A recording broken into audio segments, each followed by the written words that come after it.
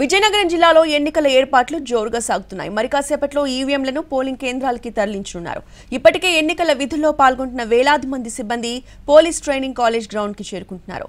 ఉమ్మడి విజయనగరం జిల్లాలో ఎన్నికల ఏర్పాట్లపై మరింత సమాచారాన్ని మా ప్రతినిధి వెంకట్ అందిస్తారు.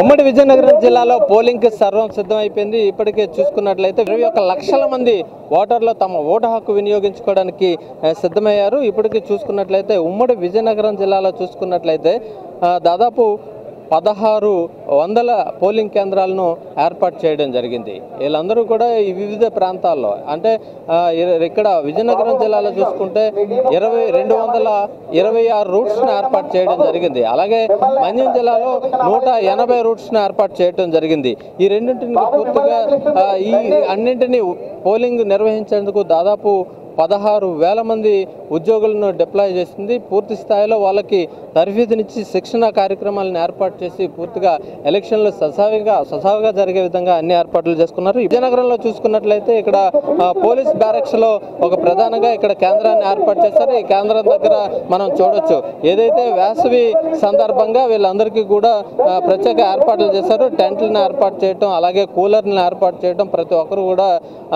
ఎటువంటి ఇబ్బంది లేకుండా ఉండే విధంగా అన్ని ఏర్పాట్లు చేశారు. ఇప్పటికే ఆయా టేబుల్స్ ఏవైతే ఉన్నాయో ఆ రూట్ ఏవైతే పోలింగ్ కేంద్రాల ఎన్ని ఉన్నాయో అన్ని టేబుల్స్ని ఏర్పాటు చేసి వాళ్ళకి ఆ కౌంటర్ల వైజ్గా ఈ డిస్ట్రిబ్యూషన్ చేయబోతున్నారు. మెటీరియల్స్ ఉన్నాయో వాళ్ళన్నింటినీ కూడా గమ్యస్థానాలు వాళ్ళ పోలింగ్ కేంద్రాలకు చేరే విధంగా అన్ని ఏర్పాట్లు చేశారు. దీనికి సంబంధించి జేసీ గారు ఉన్నారు. జేసీ గారితో మాట్లాడే ప్రయత్నం చేద్దాం. వీళ్ళకి కూడా మనం డిస్ట్రిబ్యూషన్ అనేది రూట్స్ ఇవ్వడం జరిగింది. అలాగే వీళ్ళకి మీల్స్ కానీ ప్రొవైడ్ చేస్తామా లేకపోతే ఎట్లా సార్? సో పోలింగ్ స్టేషన్స్ అన్నిటినీ కూడా మనం సెక్టర్ వారీగా డివైడ్ చేసుకున్నామండి. సో రూట్ వారీగా మనకి 34 రూట్స్ వచ్చాయి.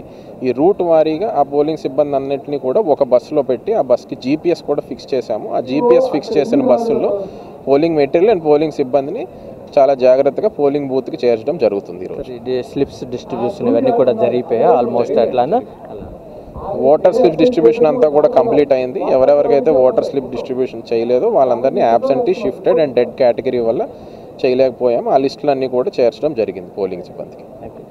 అది చూస్తున్నాము. దాదాపుగా అన్ని ఇప్పటికే పోలింగ్కి సంబంధించి అన్ని ఏర్పాట్లు చేస్తాము. అలాగే ఏవైతే పోలింగ్ కేంద్రాల వద్ద హీట్ వేవ్స్ దృష్టిలో పెట్టుకొని ప్రత్యేక ఏర్పాట్లు చేస్తామని చెప్పారు. అలాగే ఈ పోలింగ్ సిబ్బంది ఎవరైతే ఉన్నారో వీళ్ళందరికీ కూడా మెటీరియల్ చెక్ చేసుకొని పూర్తిగా ఇక్కడి నుంచి వివిధ బస్సులను ఏర్పాటు చేశారో ఆ బస్సుల ద్వారా ఏవైతే పోలింగ్ కేంద్రాలని వాళ్ళకి కేటాయించారో అక్కడికి వెళ్ళటం జరుగుతుంది అనేది జేసీ గారు చెప్తున్న విషయం. వీడియో జర్నలిస్ట్ అనిల్తో వెంకట్, ఎన్టీవీ, విజయనగరం.